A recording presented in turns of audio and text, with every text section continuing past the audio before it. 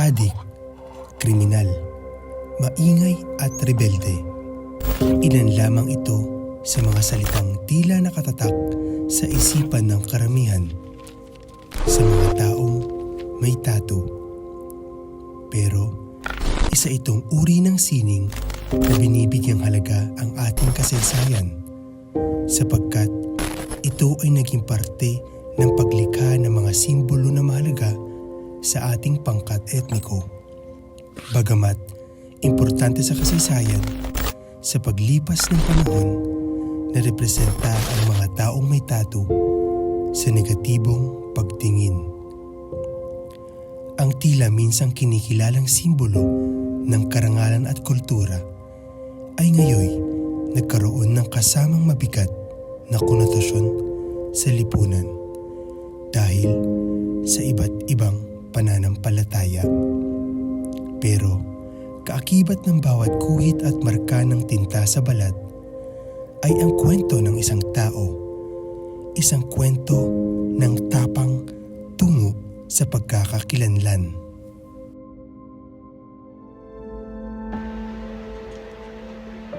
Sir Nolan, Uy, magandang araw po. Jello po. Jello. Napupunta po ako dito. Gusto ko po kasi makita kung paano niyo po binubuo yung concept niyo sa paglapad ng mga tattoos design niyo. Ganito lang yan. Gumagamit ako stencil para pag nilapit sa balat ng client natin, wala siyang excess na na saktong-sakto talaga sa balat niya at proportion sa kanyang balat. Pulido. Panoorin mo na lang, tingnan mo paano ko ginagawa. Andito tayo ngayon sa Barangay Tulontres, dito sa lungsod ng Las Piñas. Dinayo natin ang isa sa kilalang tattoo artist o mas kilalang charity tattoo. Nagmula sa tagong mga iskinita sa lungsod ng Las Piñas, ang mga tunog ng bawat pagguhit mula sa mga makina. Ating kilalanin si Norlan Villamor, isang tattoo artist na may matibay na direksyon tungo sa paglinaw ng kanyang kinagisnang talento na magbibigay linaw sa mga kaisipang nadumihan patungkol sa marka sa kanyang katawan.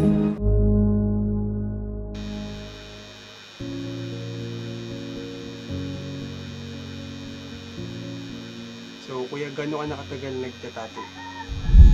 Almost na rin, sabihin natin mga 8 o 7 years, mga ganun. So, saan po nanggaling yung passion niyo or yung love niyo for tattoos? Sa totoo lang hindi talaga kami pinapayagan ng magulang namin na magpatato totoo lang.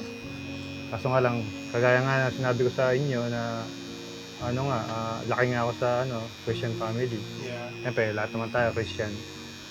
Ayaw ng mga magulang natin na may tato. Bata pa lang ako, mahilig na talaga ako. Elementary pa lang ako, nag-aaral na ako paano magtato. Sobrang mahal na pala nun, hindi pa pwede talaga magtato. Lalo na yung sa 90s. Iba ang thinking sa Oo, tattoo. iba talaga. Ano yung nag-inspire sa'yo para i-push yung art mo? Effort sa dala rin na siguro ng mga barkada, yan. Dulot ng kanyang pagkahilig sa pagtattoo, ng ilang taon din niyang hinubog at pinangarap na kamit ni Norlan na maging miyembro ng legally recognized organization na Pinoy Newbie Tattoo Artist o PINTA. Isang samahan na nabuo noong 2012 na naglalayong tulungan ang mga bagoong artist ng industriya. Naalala mo ko yung most memorable design na nabuo mo? Yung feeling mo sobrang fulfill ng talent mo. Sumali ako sa isang event. Yan. Anong taon yung kuya? Pandemic. Na gumawa ako ng isang malaking neotrad. Sumali ako sa dut-dutan.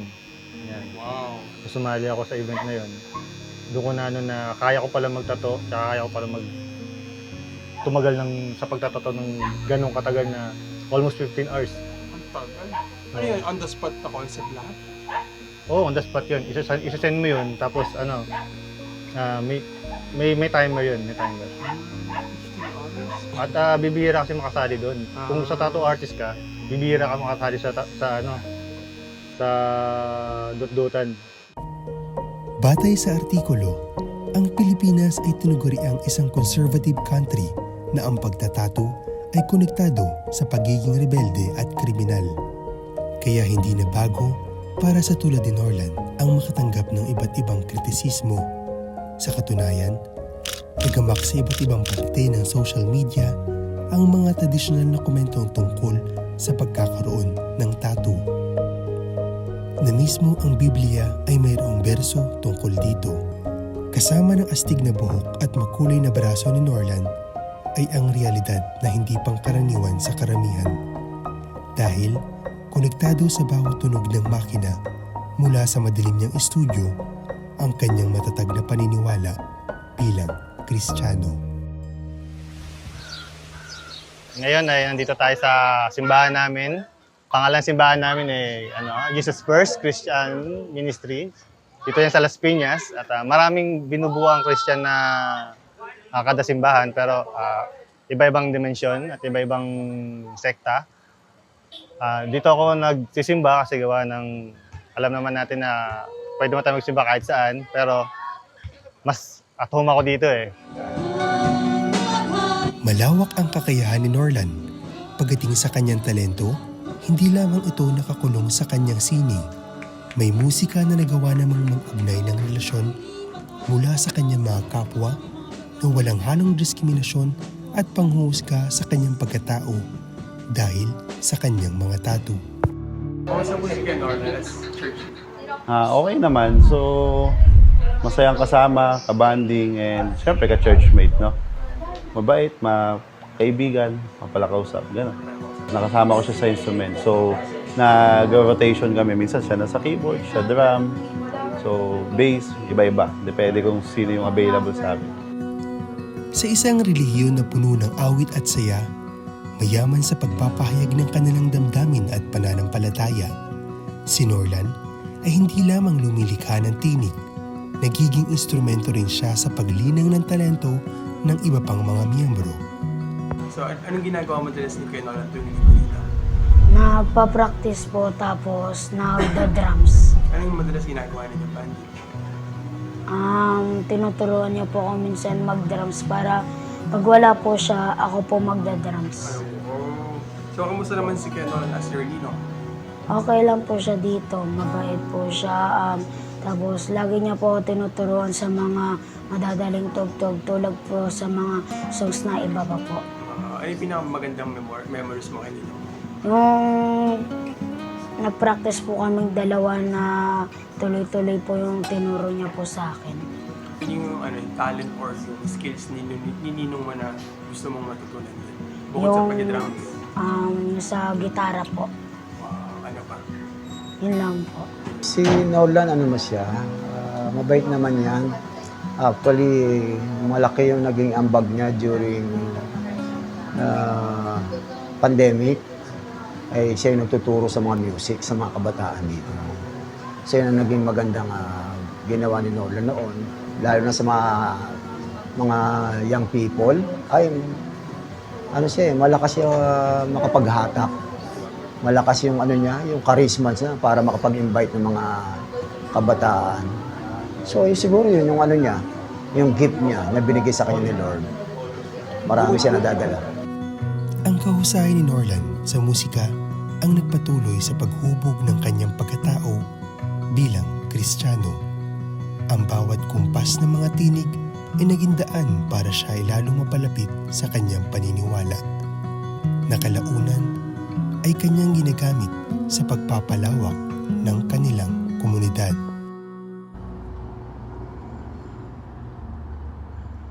Meron ka po bang na-encounter na client na nagtanong about sa religion ninyo? Oo, halos karamihan. Lalo na pag tinatanong nila kung anong religion ko. Nasabi ko sa kanila, born again Christian ako. Ibang-iba sa Catholic. Pero sa simbahan naman namin, okay naman ang tattoo. Kasi, ba't mo kina-question isang tao kung ikaw, meron ka rin naman kasalanan ng ginagawa, di ba? Ano yung masasabi mo sa stereotype kapag ang isang tao may tattoo masama? Lagi naman tayong ginaganon, lagi naman tayong sinasabihan ng ganun na, Ben, minsan iba yung tingin sa'yo, minsan yung tingin sa'yo, adik, yan, adik, maingay, yan, nagwawala, yan. Sa panahon natin ngayon, lalo na tayo mga kabataan, yan. Hindi, kayo mga kabataan, sa panahon nyo ngayon, mas open na ngayon ng tattoo eh. Tamantarang dati, bawal yan. Kahit sa mall, bawal yan, di ba? O, ngayon, sa panahon natin, pwede na open na tayo sa ganyan. Hindi na tayo masyadong mapangusga sa ganyan.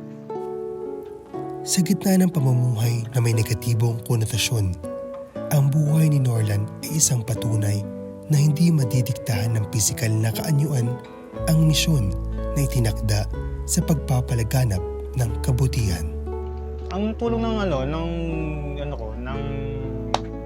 religion ko ay makapag-share yan. Kasi minsan nagagamit ko yung religion ko sa pagtatato, nagagamit ko yung religion ko. Nakapag-share ako minsan ng word of God. Minsan nakapag-verse ako. Minsan nag-share. Minsan yung tinatatoan ko, hindi ko alam.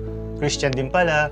Minsan nagugulat na siya, ay Christian nga pala. Hanggang sa nag-share na kami dalawa sharing na kami ng word of God. Yan.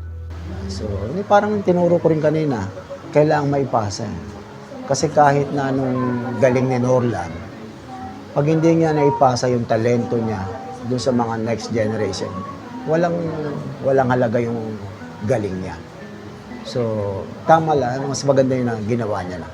Sa patuloy na pag-ikot ng mundo, sana'y magsilbing daan sa ating kaliwanagan na ang pagkakaroon ng marka sa katawan ay hindi kasalanan. Na pwede pala mapuno ng tattoo ang reliyosong tao.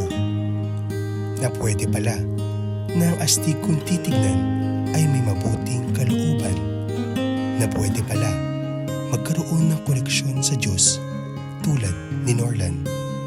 Dahil sa bawat tusok ng karayom at lapat ng tinta ay ang matatag nilang paniniwala na tulad ng tattoo, hindi basta-bastang mawawala.